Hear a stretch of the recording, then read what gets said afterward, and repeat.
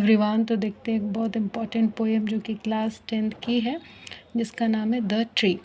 तो इसमें जो बेसिकली पोएम जो है ये द ट्री है, पर इसमें ट्री को एक बहुत ही इम्पॉर्टेंट स्पीसीज जो है हमारे अर्थ पे उससे कंपैरिजन किया गया, विच इज़ वुमेंस।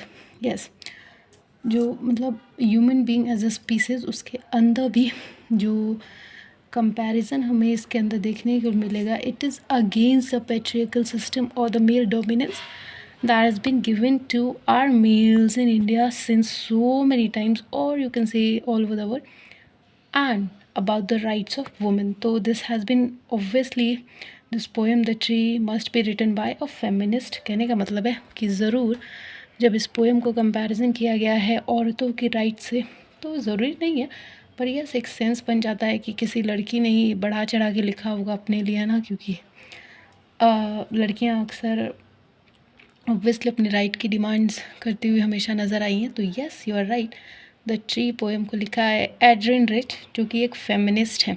फेमिनिस्ट क्या होता है? फेमिनिस्ट वो होता है जो कि बिल्कुल ही वुमेन के राइट के लिए निडर होकर डिमांड करती हैं गवर्नमेंट से, who stand for women's right.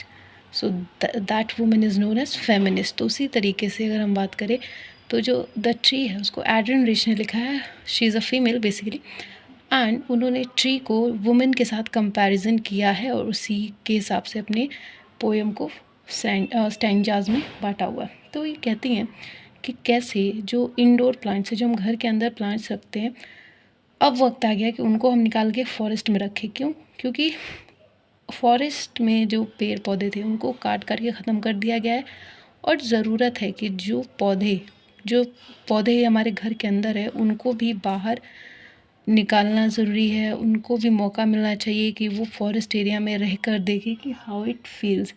कैसे जो अब ट्रीज़ वगैरह नहीं है इतनी ज़्यादा फॉरेस्ट पे, तो बर्ड्स वहाँ नहीं जाके रह सकते, इंसेक्ट्स का घर छिन चुका है। जो सनलाइट है वो डायरेक्ट हमारे अर्थ पे पड़ती है, छाँव उतना नहीं है, क्योंकि कभी भी हम जैसे गर्मी वगैरह होता है, जब पेड़ के नीचे हम बैठते हैं ज़्यादा धूप से तंग होके, तो कितना छाँव मिलता है। तो जब पेड़, फॉरेस्ट क्या होता है? फॉरेस्ट वही होता है ना जहाँ पे बहुत सारे पेड़।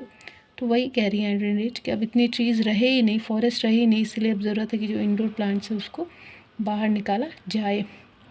अगर वही हम बात करें तो वो कहती हैं कि कैसे अगर अगर हमें सोशल और इकोनॉमिक डेवलपमेंट करना है, specially in terms of women, then there is a need कि जैसे हम इंडोर प्लांट्स को बाहर निकालने की बात करें, उसी तरीके से वुमेन्स को भी बाहर निकलने देना चाहिए।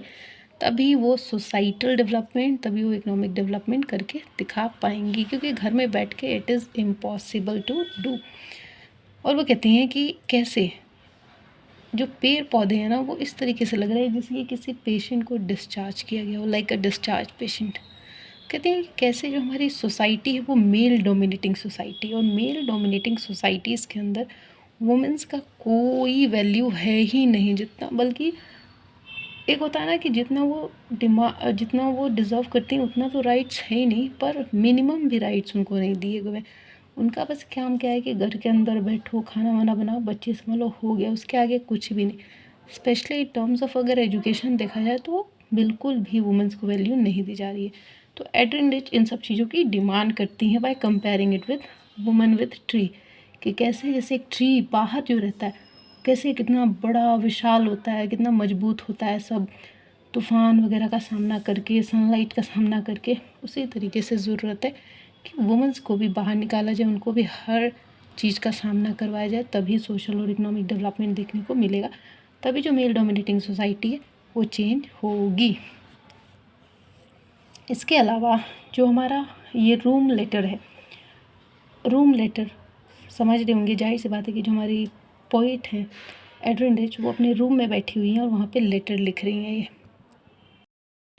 और लेटर लिखते हुए वो बाहर अपने मतलब बरांडा उनके जस्ट बगल में उनके रूम के, तो वो सोच रही हैं कि कैसे ये जो पेड़ हैं या जो प्लांट्स हैं ये उसी तरफ ग्रो करते हैं जहाँ जिस तरफ से सनलाइट आ रही हो। मतलब जिस मान लीजिए कि अगर सनलाइट की डायरेक्शन यहाँ है तो प्लांट्स इसी डायरेक्शन में ग्रो होंगे। तो वही वो देख के सोच रही हैं, अपना लेटर लिख रही हैं ना। कहती हैं कि कैसे जो ट्रीज़ हैं वो फॉरेस्ट के अंदर से ख़त्म होती जा रही है। जो फॉरेस्ट है वो जितने ज़्यादा ट्री होते हैं उतना ही वो अच्छा फॉरेस्ट माना जाता है। तो वो कह रही हैं कि जिस तरीके से एक फॉरेस्ट को बनने के लिए हमें ट्रीज़ को छोड़ना पड़ता है बाहर की दुनिया में, जैसे हम इंडोर प्लांट्स को अंदर रखते हैं तो क्या वो ट्री बनता है? नहीं ना।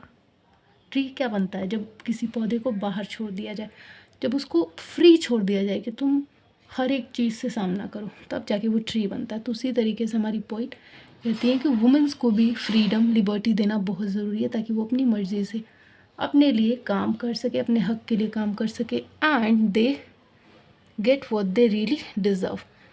इसके अलावा जो हमारी पोइट है वो कहती हैं कि वुमेन तभी सक्सेसफुल हो पाएंगी जब उनको, मान लीजिए, वो एक एग्जांपल के थ्रू समझाती हैं कि कैसे एक ओक ट्री जो होता है, जब मून वहाँ से अपने आप को देखता है ना, तो उसकी परछाई आधी दिख रही है, लेकिन जब वो मिरर टूट जाता है तो कैसे वो पूरा स्कैटर्ड हो जाता है। तो उसी तरीके से अगर वुमेन को सक्सेसफुल होना है तो उनको बिल्कुल फ्रीडम, एकदम कंप्लीट लिबर्टी देना ज़रूरी है, वरना वो भी स्कैटर्ड होकर रह जाएंगी।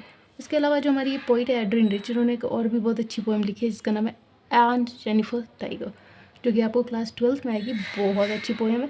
If you really wish to know before entering your 12th, you can go ahead. तब तक के लिए पता ही आपको क्या करना है, लाइक करना है, शेयर करना अपने दोस्तों के साथ ताकि उनका भी फ़ायदा हो सके, कमेंट करना है, and yes, thank you, subscribe.